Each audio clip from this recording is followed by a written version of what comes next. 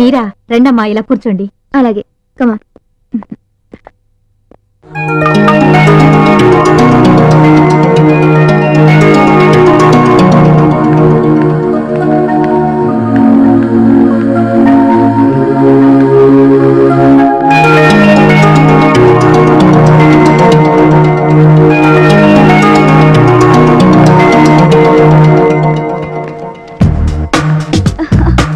ఏంటి సరిత గారు, బాగున్నారా? నమస్తే మేడం. నమస్తే. రఘు గారు బిజీగా ఉన్నట్టున్నారు.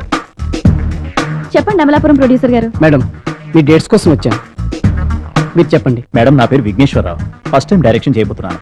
ప్రొడ్యూసర్ గారు ఆల్రెడీ మీకు తెలుసు. విషయం చెప్పండి. లేడీ ఓరియంటెడ్ సినిమా తీయబోతున్నాను మేడం. హీరోయిన్ గా మీ డేట్స్ కావాలి. రెమ్యూనరేషన్ అంటారా? నేను చూసుకుంటాను మేడం. ఓ సారీ, ప్రెసెంట్లీ నేను కొత్త డైరెక్టర్స్ మూవీస్ ఏవి ఒప్పుకోవడం లేదు. లేదు మేడం, సతీ సావిత్రి సినిమా తర్వాత మళ్ళీ అదే range subject madam. Sorry, presently నాకున్న కమిట్మెంట్స్ కి చేయలేను. Please madam, please. మీరు డేట్స్ ఇస్తారని కోట ఆశలతో వచ్చాం. లేదండి, మీకు ఎలా చెప్పాలో నాకు అర్థం కావట్లేదు. మీరు చేస్తే ఈ cinema 100 days confirm madam. Sorry అండి. ప్లీజ్ మేడం, చాలా రోజుల తర్వాత ఒక అవకాశం వచ్చింది మేడం, ఎలాగైనా ఒప్పుకోండి మేడం. సార్, ఇదిగో ఇతను నా ఫ్రెండ్, కాబోయే డైరెక్టర్. ఈవెన్ ఇతను రిక్వెస్ట్ చేసినా కూడా నేను చేయలేను. ప్లీజ్.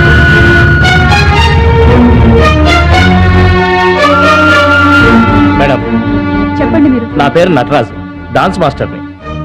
సార్ పెద్ద ప్రొడ్యూసర్, అది మీకు తెలిసిన విషయమే. సారీ, ప్రెసెంట్లీ నేనేం చేయలేనండి. ఇండస్ట్రీలో హీరోయిన్లే లేనట్టు.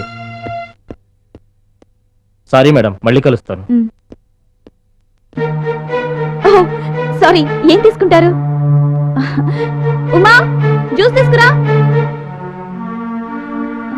ఏంటి రఘు, ఏం ఆలోచిస్తున్నావు? ఎందుకు ముమ్మాట పడుతున్నావు? డబ్బులు ఏమైనా కావాలా? ఏం లేదు, జస్ట్ క్యాజువల్ గా వచ్చాము. నథింగ్. Okay bye. అయ్యో ఉండండి. Okay bye. అక్క,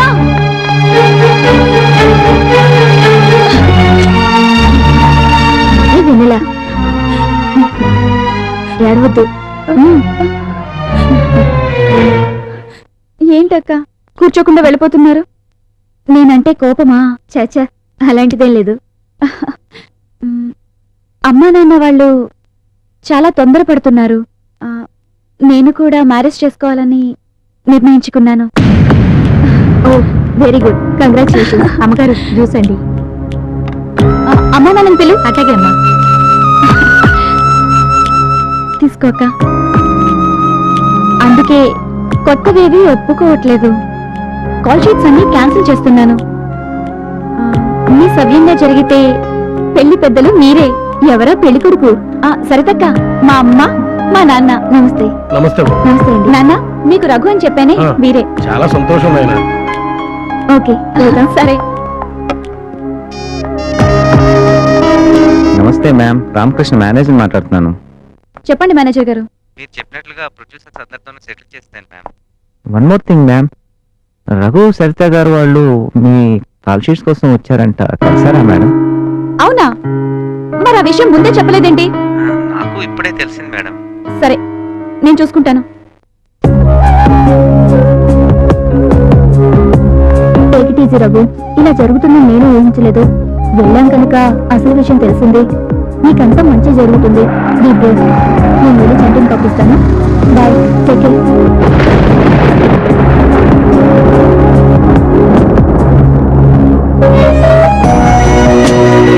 నేను కూడా మ్యారేజ్ చేసుకోవాలని నిర్ణయించుకున్నాను.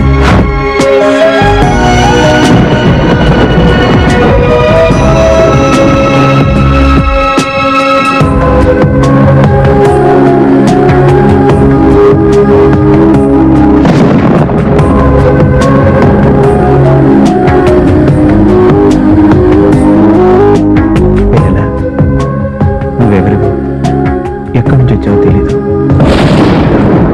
కానీ ప్రేమను పుట్టించావు. నువ్వెవరిని పెళ్లి చేసుకుని వెళ్ళిపోయినా నీ మీద ఉన్న ప్రేమ ఈ గుండెల్లో ఉండిపోతుంది. నా ప్రాణం ఉన్నంత వరకు, నా ప్రాణం ఉన్నంత వరకు, నా ప్రాణం ఉన్నంత వరకు.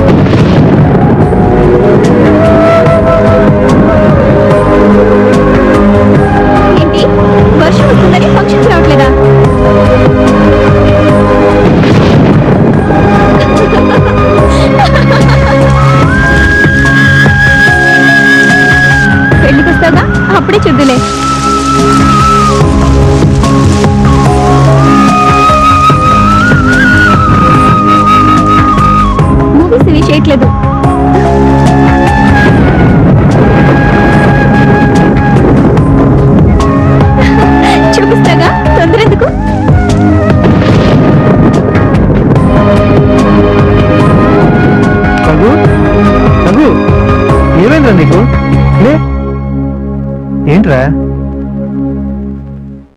పేరు మారిందనుకున్నాము, మనిషే మారిపోయింది. మేకప్ తీసేసినంత ఈజీగా మనుషుల్ని కూడా తీసి పారేసింది. డబ్బు కావాలా అని బాగా బుద్ధి చెప్పింది. అంత మాట అందా? ఎంత పొగరు!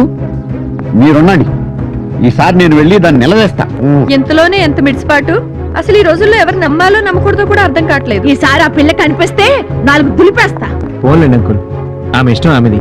అంటే నువ్వు బాధపడుతుంటే మమ్మల్ని చూస్తూ ఊరుకోమంటావరా?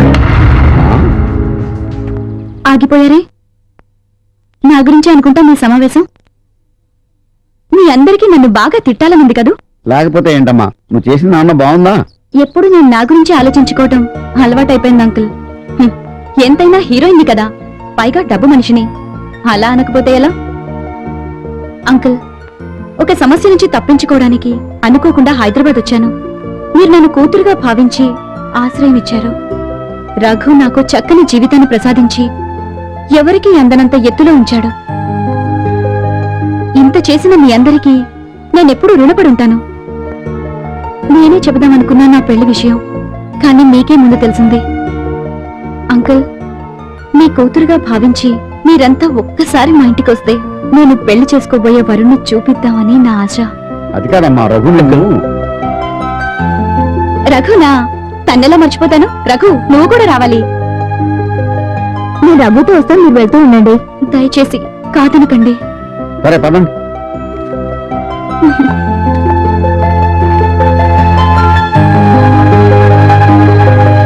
ఏరా, ఇప్పుడు బాగుందా? మీ వెన్నెల చాలా హ్యాపీరా. ఆయనకి కావాల్సింది కూడా అదే కదా. ఏ రఘు,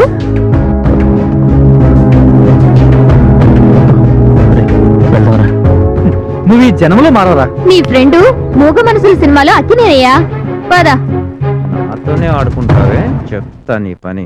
త్వరగా రండిరా. అమ్మా నాన్న ఎవరు లేరా? తిరుపతి వెళ్లారు. ఎక్కడమ్మా నీ హీరో? ఈ రూమ్ లోనే ఉన్నారు. అదేంటమ్మాయి లోపల ఉన్నాడనా? తాళం వేసుంది. ఎక్కడికి పారిపోకుండా బంధించేసుకుందేమో. రండి. లోపల రెస్ట్ తీసుకుంటున్నాడు అంకుల్. రండి అంకుల్, మా వారిని చూడండి. చూడండి.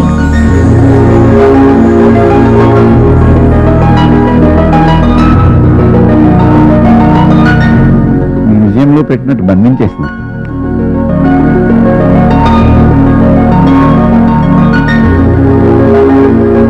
ఎలా ఉన్నాడు అంకుల్? మీ అందరికీ నచ్చినట్లే ఉన్నాడుగా? ఎంతగా ఆరాధిస్తోంది అమ్మా. ఇవి ఫోటోలు మాత్రమే కాదు అంకుల్, రఘుపై నేను పెంచుకున్న ప్రేమకు ప్రతిరూపాలు. నేను వేసే ప్రతి అడుగులో నాకు దారి చూపే దీపాలు. ఇంతకాలం మా ఇద్దరి మధ్య జరిగిన ప్రతి సంఘటన శాశ్వతం కావాలని. ఏంటి ఇంట్లో ఎవరు లేరు? ప్రతిరోజు నా కళ్ళ ముందు ఉండాలని, ఒక్క క్షణం కూడా రఘు జ్ఞాపకాలు నన్ను వదిలిపోకూడదని.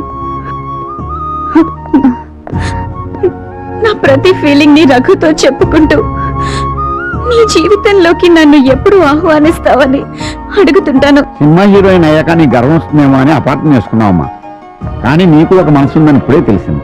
అయినా ఈ 3 సంవత్సరాలలో నువ్వు ఎప్పుడైనా ఎక్కడైనా ఒక్కసారైనా రఘుని కలిసి ఒక మాట చెప్పుకుంటే బాగుండేదమ్మా. నువ్వేమో పెద్ద హోదాలో ఉన్నావని తనేమో వెనకాడుతున్నాడు. తప్పో ఒప్పో నాకు తెలియదు అంకుల్. రఘు నాకు గొప్పవాడు, కానీ ఈ సమాజానికి అతి సామాన్యుడు. షూటింగ్ సమయంలో రఘు నాతో కాస్త చదువుగా ఉంటేనే ఓర్చుకోలేని రంగుల లోకం ఇది. మా ఇద్దరి మధ్య ప్రేమ ఉందని, నేను రఘుని పెళ్లి చేసుకోబోతున్నానని తెలిస్తే ఈ సమాజం, మీడియా నన్ను బ్రతకనిస్తుందా? నా చుట్టూ ఉన్న వాళ్ళు పెంచుకునే ఈర్ష్య ద్వేషాలకు నా రఘు తట్టుకోగలడా? రఘుకి దర్శకుడు కావాలని ఆశ ఉంది, అది నెరవేరాలని. అందుకే ఇంతకాలం ఆగాను. కానీ రఘు అవకాశం వచ్చినా కూడా నాకు చెప్పకుండా తనలో తాను కుమిలిపోతూ తన సంస్కారంతో నన్ను ఇంకా దూరం చేశాడు. అందుకే మీ ముందు దోషిగా నిలబడలేక ఈ రోజు నన్ను నలుగురు గుర్తించి 10 మంది అభిమానిస్తున్నారంటే దానికి కారణం రఘు. నన్ను నాకే కొత్తగా పరిచయం చేసిన రఘుదే ఈ జీవితం. తోటలో పోసిన పువ్వు దేవుడి పాదాల దగ్గరకైనా చేరాలి. లేదా ఏంటది వెన్నెలా ఇటు ఏంటమ్మా ఈ పిచ్చి పనులు? నువ్వేమో రఘు కోసం, రఘు నీ కోసం. సరే అయిందేదో అయింది. రఘు నీ కోసం కింద వెయిట్ చేస్తున్నాడు. వెళ్ళు వెళ్ళమ్మా, నా మాట విను. వెళ్ళు.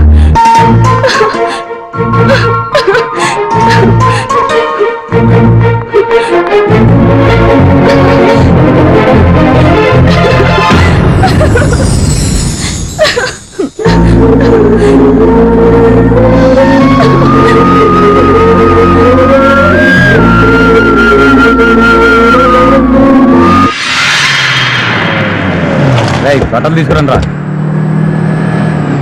రేయ్ బండి తిప్పాడు. హలో మేనేజర్ గారు, బాగున్నారా? పొద్దున మీ గురించి అమ్మాయి గారు అంతా చెప్పారు. నేను మీ దగ్గరకు వద్దాం అనుకున్నాను. ఇన్ని రోజులు దీని దగ్గర పనిచేసిందే దీన్ని ఆస్తిని కొట్టడానికేరా, వాడితో పంపించడానికి కాదు. రేయ్ మా అలాగే మనిషివని మా అనుభవాన్ని చెప్పి మారుద్దాం అనుకున్నాను. రే పట్టుకుంటా, పోలీసులకు అప్పచెప్తాం. శభాష్ రఘు, శభాష్. చాలా హ్యాపీగా మీ ఇద్దరు పెళ్లి నేను జరిపిస్తాను మా ఇంట్లో. శీఘ్రమే కళ్యాణ ప్రాప్తిరస్తు. మీ పెళ్లికి మేమే పెద్దం. ఓకే, నువ్వే ఉంటావు కన్యా. సరే అలాగే కానివ్వండి. రసజ్ఞులైన ప్రేక్షక మహాశయులకు మా చిన్ని విన్నపం.